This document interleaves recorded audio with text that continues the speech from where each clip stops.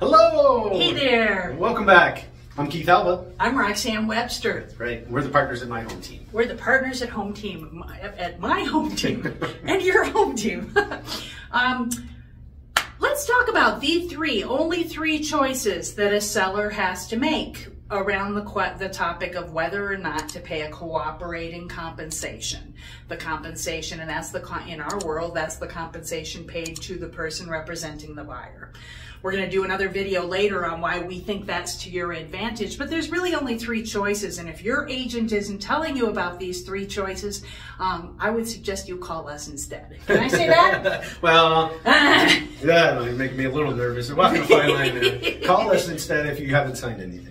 See, that's why we call him the Dome. He's the Dome. You got three choices, right? And it was always your choice. It's always been. Yep. It's always been your choice. You have the choice to either offer to pay the compensation for the buyer's agent. Yep.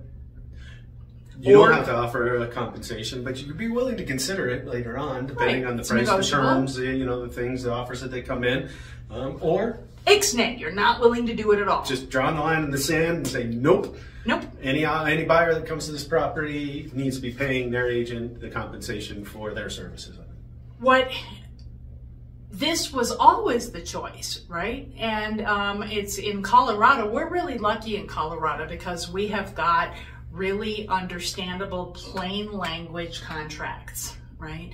They're a little long, but yeah, they're long. Right? But we've also seen. I mean, I've absolutely heard people say, hey, I'll send that to you, call me if you got any questions. And I think that now more than ever, it has always been important, always been important that somebody review documents that have legal consequences with you in detail, including these compensation choices, right? And there are absolutely times where it makes sense to not offer a cooperating compensation.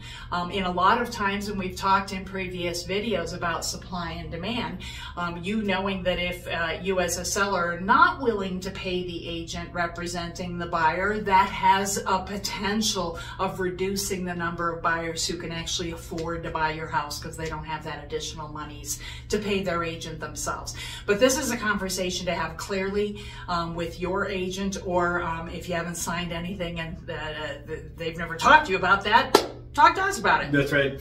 Absolutely. Rox is talking briefly about some of the consequences that's there, but we need more time with you to kind of really go through it and discuss the possibilities and understand truly what your scenario is, right? Because our recommendation on whether or not you're going to be offering or considering, an offer of compensation would be dependent on your situation. And every transaction is its own unique life form with its own unique needs, and having it's one of the things that just keeps blinking red lights to me is that now more than ever, you need somebody with experience, with a lot of skill, with a lot of knowledge, and somebody who acts as a fiduciary agent, somebody who absolutely knows that your best interests are the first consideration in any advice we're giving, in any conversation we're having.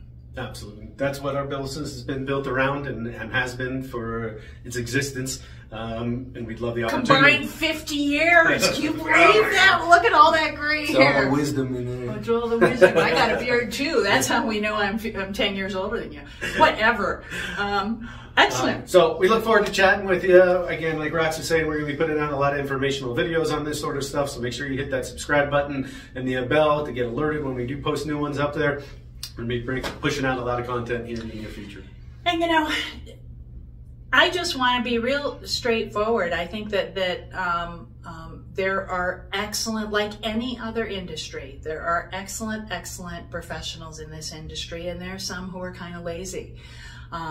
You need to understand these things. And if you're not talking with somebody who either has the time to discuss them with you or the knowledge or the experience to discuss them with you, hit the road, Jack. Maybe look at the flags. Call somebody else, like us. All right, thanks for tuning in. We'll see you next one. I'm hot. This makes me hot.